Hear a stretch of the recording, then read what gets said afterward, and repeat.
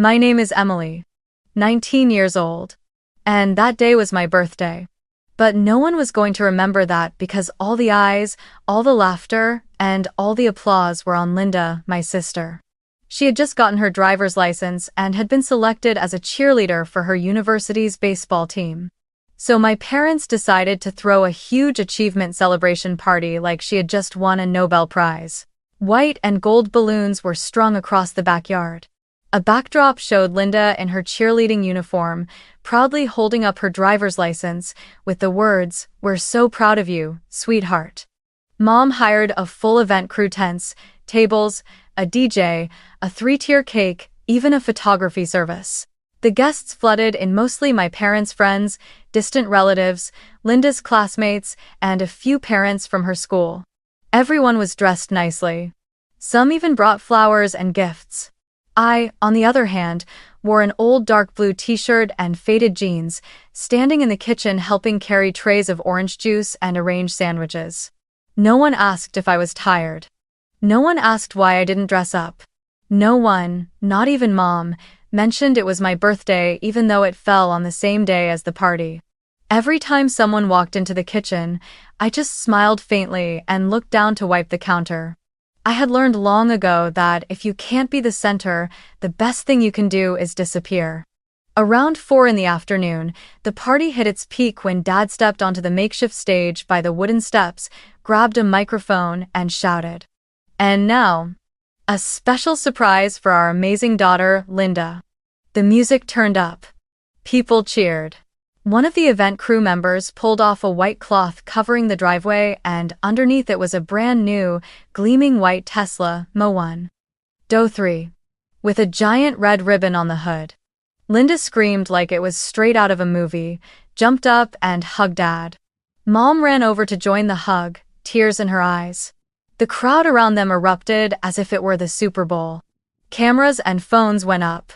Someone shouted, "Hold the key in your left hand and strike a pose." And me, I stood behind the buffet table, still holding a napkin soaked with spilled sauce, wondering if anyone would ask me how I was doing today. After the car reveal, people began to settle down for dinner. Mom walked over to me and handed me a small box wrapped in newspaper. "Here you go," she said, her voice light, like she was handing over a delivery, not giving a birthday present. I took the box, feeling the hard shape beneath the flimsy wrapping. I opened it.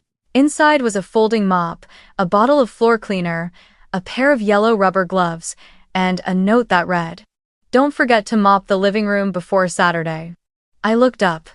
Mom was smiling, looking proud as if she had given me something truly special. "You're the best at cleaning in the family. This is a lesson in responsibility." I nodded, keeping my face blank. No smile, no tears. I placed the box on the table, bowed my head like an employee ending a shift. Then I walked straight upstairs. No one called after me. No one asked. I opened my closet, pulled out the old gray suitcase I once used for summer camp back in 8th grade. I opened drawers, packed a few clothes, a notebook, charger, and my phone. I grabbed a small water bottle from the desk and tucked in a photo paper clipped with Natalie, the only person who remembered my birthday last year. Everything was tidy. No noise. I rolled my suitcase down the stairs, passed through the living room full of people no one noticed. When I stepped out the front door, the late afternoon sun was still blazing. Linda was posing for photos with the Tesla. My parents were busy entertaining guests. I didn't leave a letter. There was no need. Because I knew if I said, "I'm feeling hurt," they'd say I was too sensitive. If I said, "Today is my birthday," they'd call me selfish, unable to share the spotlight. So I stayed silent. And for the first time in my life, I chose myself. I don't remember exactly when I became the thoughtful child. I only remember that when I was 13, Linda came down with a sore throat and had to stay home from school for 3 days. That evening, Mom placed a hand on my shoulder and said, "Can you make porridge for your sister? I have a parent meeting to attend."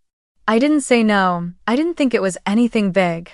I started the rice cooker, washed the vegetables, set a pot on the stove, and fumbled through a few simple dishes I had seen Mom throw together before. That night, Linda complained the porridge was bland. Dad frowned and said I wasn't as skilled as Mom. But Mom smiled. At least you did it. Good job. Jaden would never know how to do something like that. I nodded. And in my heart, I thought that was a compliment. From that day on, housework quietly became my responsibility. I cooked on weekends. I cleaned the kitchen at night. Once, when an aunt came over with her newborn baby, Mom handed the baby straight to me, then turned to Linda with a laugh. You're no good at holding babies, let Emily do it. I thought it meant trust. I believed that if I just worked hard, stayed quiet, and did everything well, then one day, I would be loved the way Linda was. But that day never came. I remember the birthdays that were forgotten. When I turned 15, Mom said, let's keep it simple this year. We've got a lot going on. I nodded. Linda still had her party with friends. Jaden still got a superhero cake. Me? Just an ordinary dinner. No cake, no candles, no one said happy birthday. I didn't get angry. I even poured the drinks, cleared the table, and smiled when Dad said, you're the easiest one to raise. That night, I waited for Mom to say something. Just one sentence. But all she did was smile tiredly and say, you don't need praise, you're the most mature one in the family. I remember forcing a smile, then I got up and washed the dishes like every other night. Every afternoon after school, I rushed to the neighborhood bakery to work a part-time job. It wasn't hard work just manning the counter, tidying the candy display, mopping the floor, wrapping takeout orders. I worked hard and saved every cent to buy books, to pay for my own math tutoring.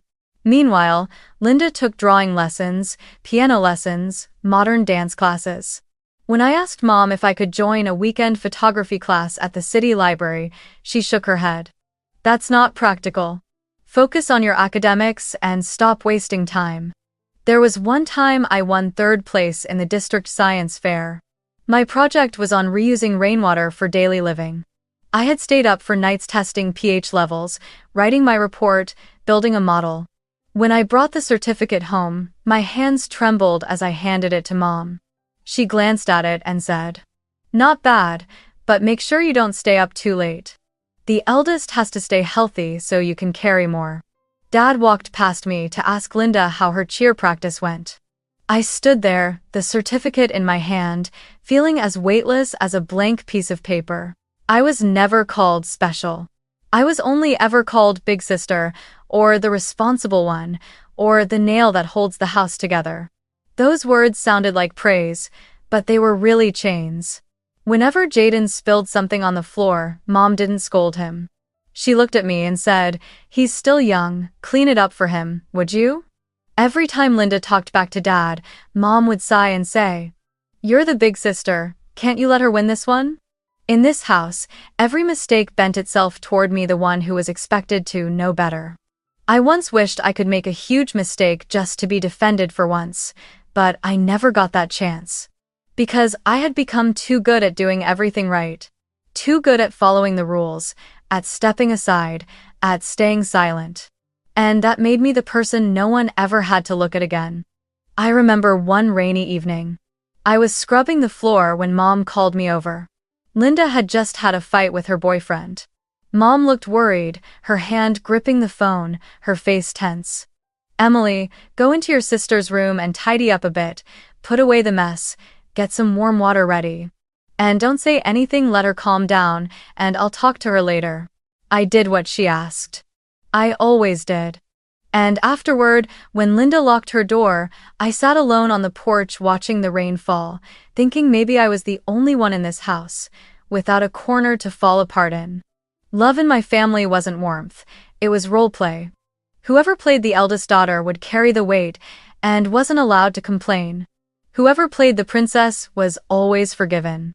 The youngest always got their way. And I, since I was 13, had stepped into that role without a script. No one asked me to. But no one stopped me either. Because when someone's already carrying the load for you, why would you ever learn how to carry it yourself?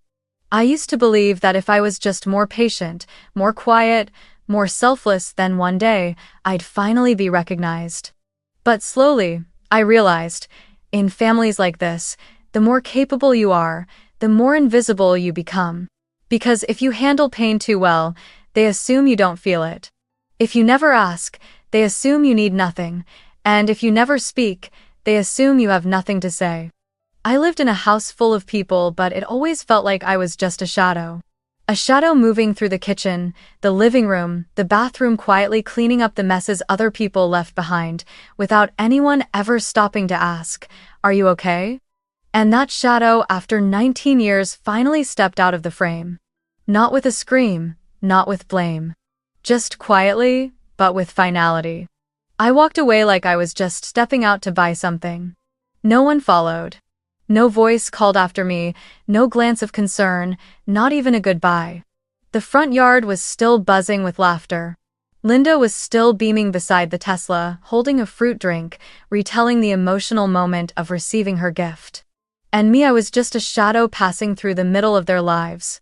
No sound, no reflection, just me, alone, with an old suitcase rolling across a sun-dappled sidewalk.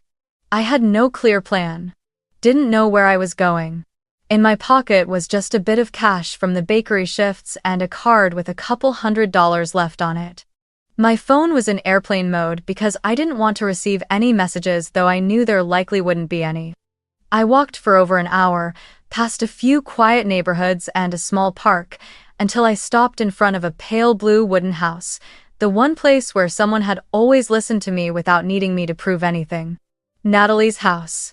I didn't text ahead. Didn't call. Just sat down quietly on the steps, pulled the suitcase close to me, rested my chin on my knees, and let out a long breath. The wind moved through my hair. Everything was still. My hands still smelled faintly of floor cleaner from that morning. I sat there for almost half an hour, my eyes blurring from dryness and fatigue. I didn't cry. But something inside me had broken, not with sound, not with tears. Just an echoing emptiness, as if I had finally cut myself free from an old, worn-out version of who I used to be.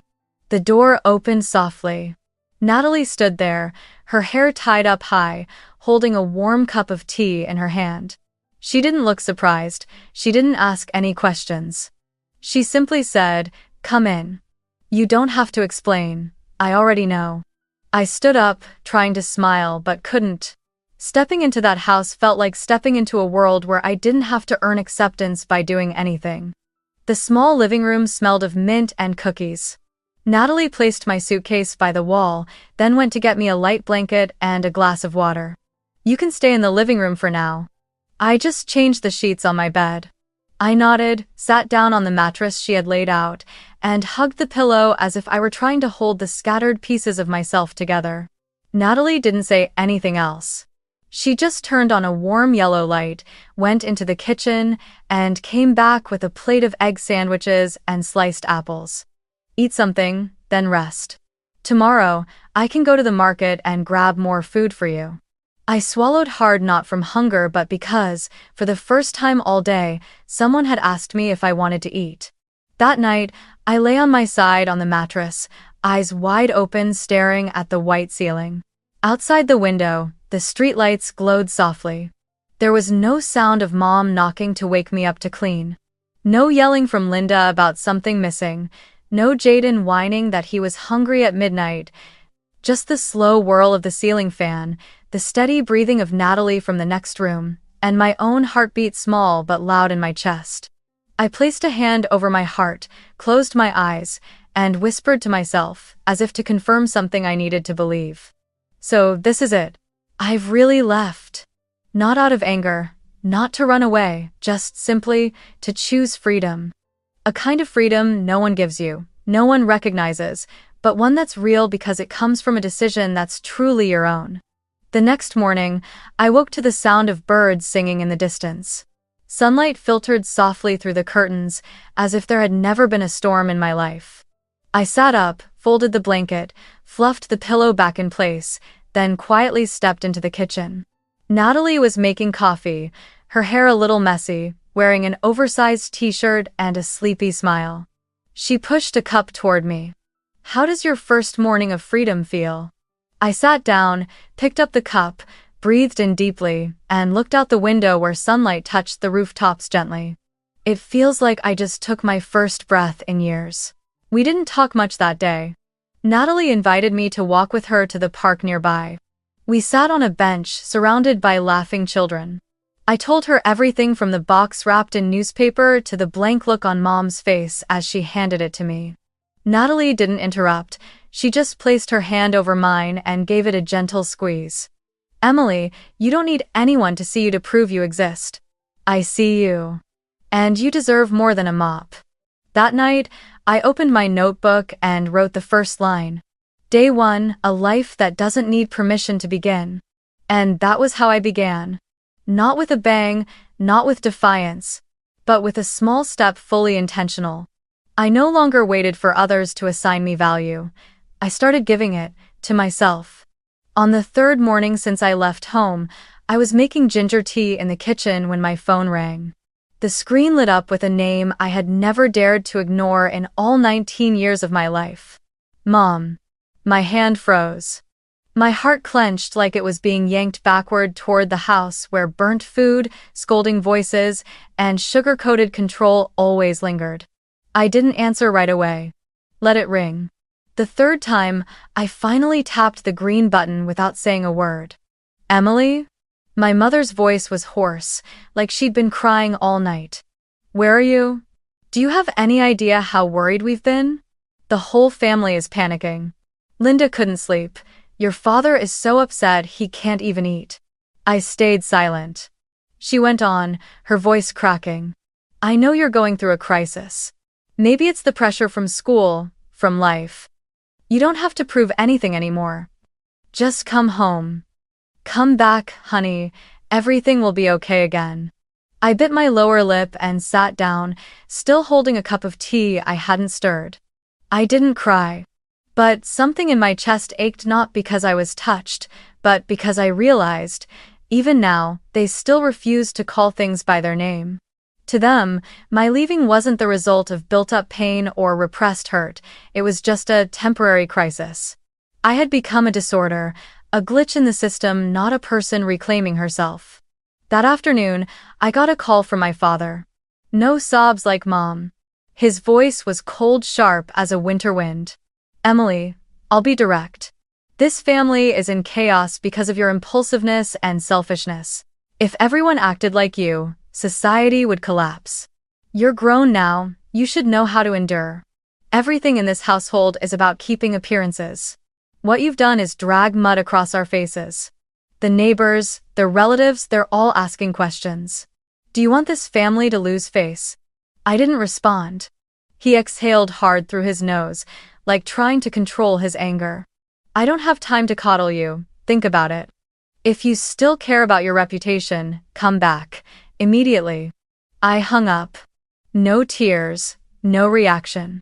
I just opened my phone, went to Instagram and saw that Linda had just posted a long story. Black background, white text. Growing up means facing things, not running away. If you leave home, you're not an adult. I froze. Not because I was shocked, but because everything suddenly became so clear. To them, I had never truly been part of the family. I was the one who held the door, who kept the kitchen, who stayed quiet, and when I left, they weren't grieving me. They were grieving the one who held everything together for them. That night, while checking my email, I saw a notification from the bank. The secondary savings account beneficiary has been changed to Linda M. Hughes. A chill ran through me. It was the account Mom asked me to co-sign when I was 15 to learn how to manage money. I had never touched the funds, believing it was for emergencies for the family. Now I understood. Everything they asked me to hold onto was just a backup they could reclaim the moment they needed. The next day, I went to the nearest bank branch near Natalie's house, carrying documents and a handwritten request. I asked the staff to terminate all financial ties with my family, remove my name from joint accounts, revoke my access to any beneficiary accounts, and my co-signer status on Mom's credit cards. They confirmed it after a few procedures. I walked out strangely light. On the way home, I called the utility companies where I had once co-signed the home service contracts and requested to cancel all guarantees. Then came the family insurance I had signed on Dad's behalf when he couldn't make it in person. I canceled that too. Each phone call, each signature, felt like another link falling from my hands. Every small step cold and ruthless to anyone watching was, for me, an act of self-defense. I could no longer stand as guarantor for a system that only functioned through my silent endurance. I could no longer be the shadow keeping the house lit while I lived in darkness. That evening, Natalie walked into the room with 2 mugs of hot cocoa. She sat beside me and asked gently, "Did they call again?" I nodded. She didn't ask for details. She simply pushed 1 mug toward me and said, "You don't have to respond. They're trying to pull you back into your old role. But you've already broken free. Don't let them rewrite this story." I held the cup, watched the steam curl into the air, and in that moment I knew. I wasn't going back, not out of anger, not out of revenge, but because I no longer recognized myself in the role they once forced me to play. And I began to understand, not all crises come from the ones who leave. Some are born from those who never knew how to love without conditions, who never knew how to say sorry without adding a clause, who never realized that family can't be held together by control, it can only survive through respect. And I, Emily, had chosen not to live in a house sustained by a love that never truly listened. That morning, I was dusting the bookshelf in Natalie's living room when the doorbell rang. Natalie was in the kitchen toasting bread and called out, "I'll get it, okay?" I nodded, set the book down, and followed her to the door. When it opened, I saw someone I never expected to show up so soon, Grandma Lana. She stood tall, thinner than I remembered, her silver hair neatly pinned back, holding a paper bag of cookies and a box of Lotus tea. Her aging eyes held no urgency, no judgment, just a rare stillness, as if she already knew everything. "Hello, Emily," she said, her voice soft but steady. "I'm not here to bring you home, I just wanted to see you with my own eyes." He hesitated. I couldn't tell if it was emotion, or the uncertainty of how to receive her. Was she family, or just another visitor? Natalie stepped forward, opened the door wider, and smiled. "I'm Natalie, Emily's best friend. Please, come in. I just brewed ginger tea and made some cinnamon toast." Grandma nodded politely. "Thank you, dear, I won't stay long." We sat around the small wooden table by the window, where sunlight filtered through the white curtain and made everything feel softer, warmer. She reached into her bag and placed a tin of round cookies in the center of the table. "I remembered you liked these," she said, then poured tea into the cup in front of me. "Back then, whenever your mother scolded you, you'd sit in the corner of my kitchen, nibbling these like they were the only thing in the world that understood you." I looked at her, eyes stinging but without tears. She continued, without needing me to say a word. "I heard from your mother," she said. "They told me you ran away from home over something trivial out of jealousy for Linda, over a mop as a gift." She paused. I didn't believe them. I tightened my grip around the teacup and stayed silent. She looked at me, her gaze cutting through all the layers I'd wrapped around myself. "Emily, do you know why I understand you?" I shook my head. She smiled a weary smile, but full of knowing. "Because I was once you. The youngest daughter in a family with 5 older brothers. The one who served meals, washed dishes, folded laundry, watched the babies while the boys were called the future of the family. The day I got accepted into the teacher's college, all they said was, well, at least that solves the marriage problem for her. No one asked me what I wanted." I swallowed hard. She went on. "They said they loved me by telling me I had to sacrifice. They said they cared for me by telling me to stay silent, and I believed them. I spent half my life believing that if I gave enough, if I was kind enough, if I endured enough, I would be seen." Her eyes met mine, steady and clear. "But no, Emily. People don't recognize the value of the one who always yields. They only learn how to lean harder." The room fell silent for a while. Just the soft clink of a spoon against a teacup. Then she reached into the bag beside her and pulled out a small leather-bound notebook, placing it in front of me. "I brought this for you. Not a journal. A reminder." I opened the cover. Inside were blank pages except for one line on the first page, written in her slanted, delicate handwriting. Write down everything you've ever done for others, every gift, every time you gave way, every late night, every tear you hid, and then ask yourself, has anyone ever done the same for you? My fingers traced the ink. A sharp ache bloomed in my chest as if someone had just laid my entire life bare with a single sentence.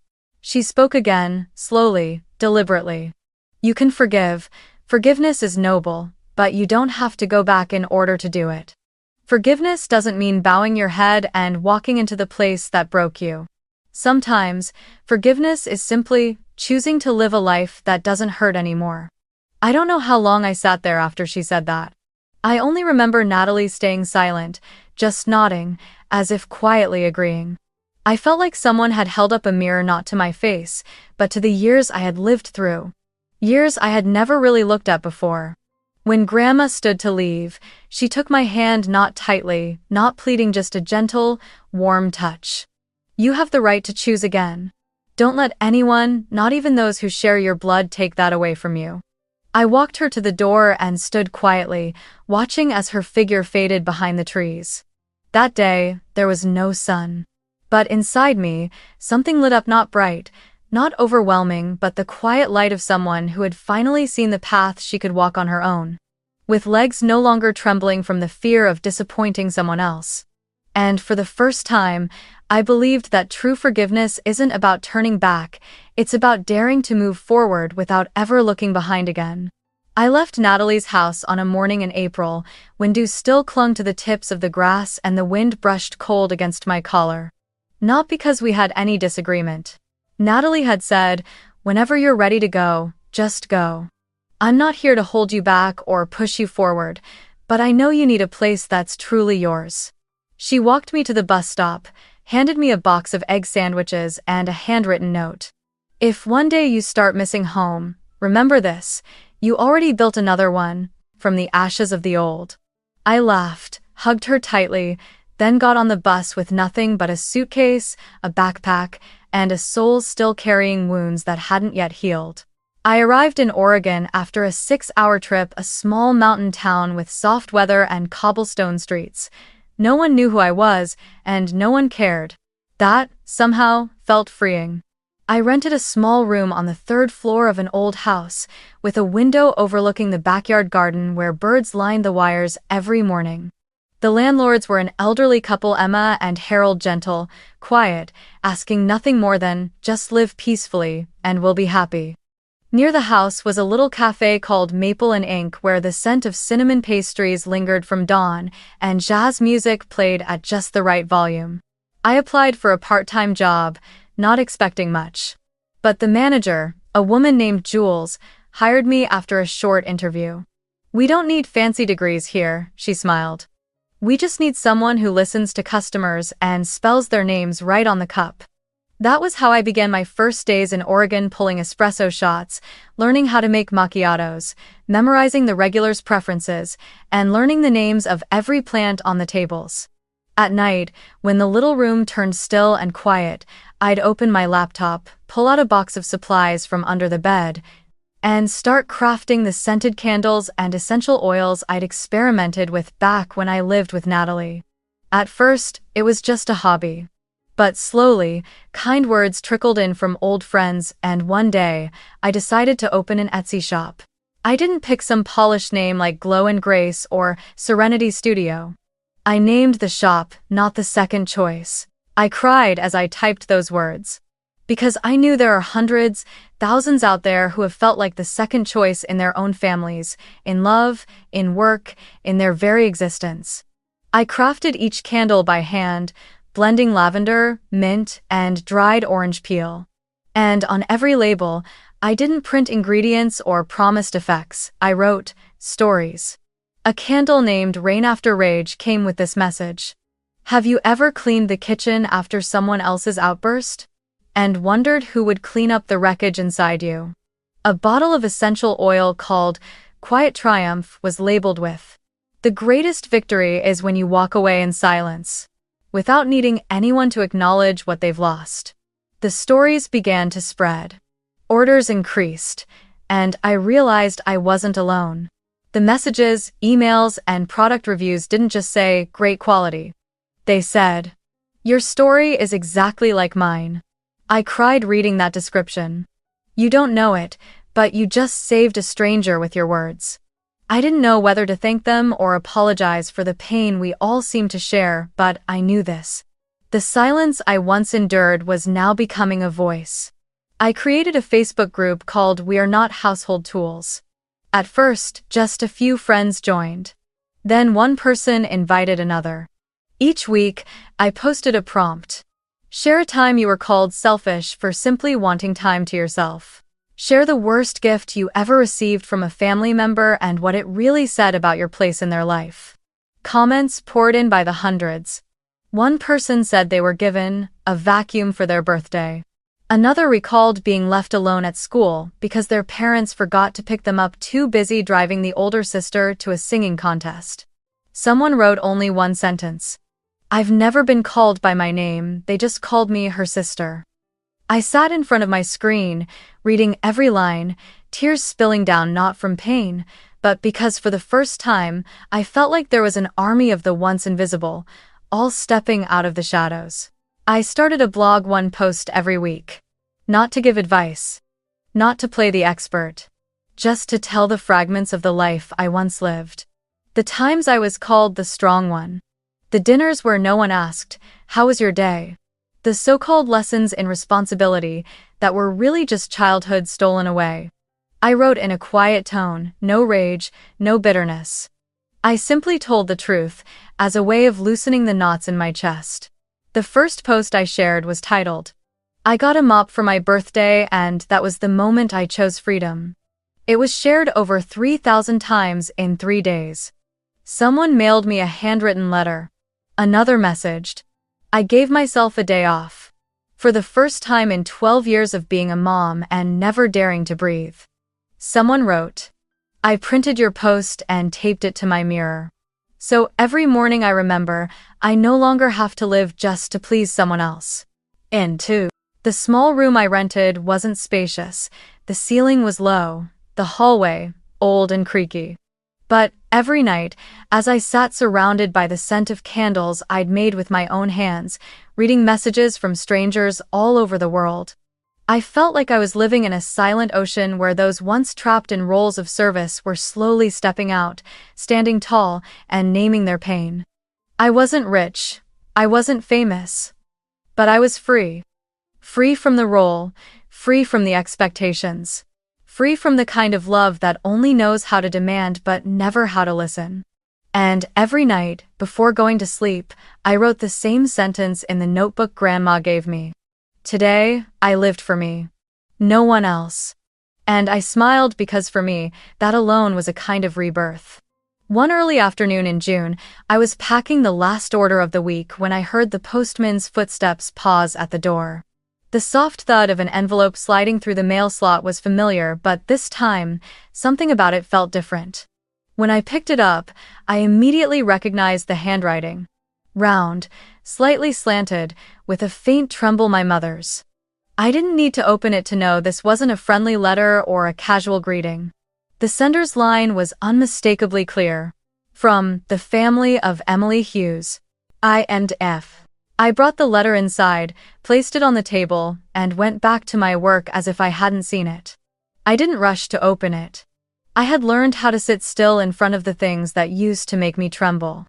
Not until nightfall, when the only light left in the room came from the soft yellow glow of the desk lamp, did I quietly use a letter opener to slice the envelope open. Inside was a handwritten letter from my mother, along with 2 smaller notes, one from my father, one from Linda. The first line from Mom stopped me cold. Emily, I'm sorry this letter comes so late, but yesterday, your sister nearly died in a car accident. I kept reading. It turned out Linda had been driving the Tesla on a rainy evening while live streaming with friends on her phone. She lost control and crashed into a lamppost. No one was seriously hurt, but the front of the car was mangled. Mom wrote that Linda had cried all night, spiraling in the hospital, screaming that, I don't know what to do, no one ever taught me how to stay calm.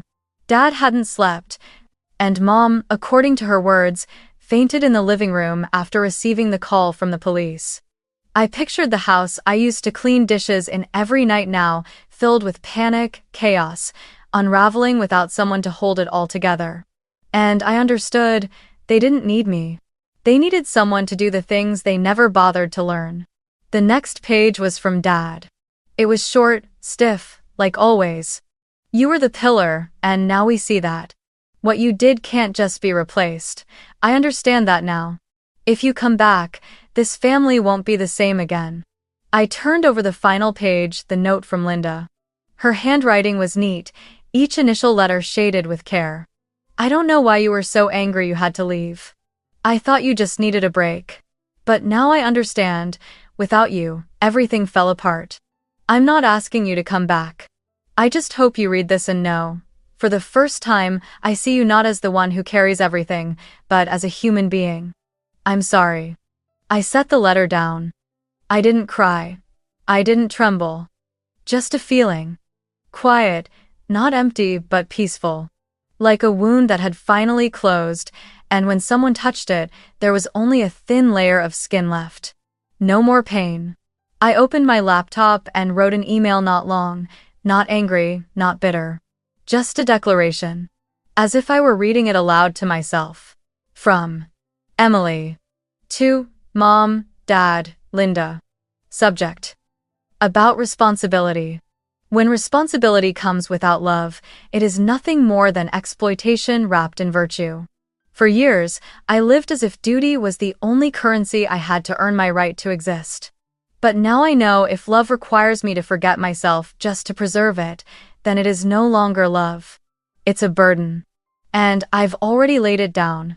I hit send without hesitation. I didn't wait for a reply. I didn't expect one.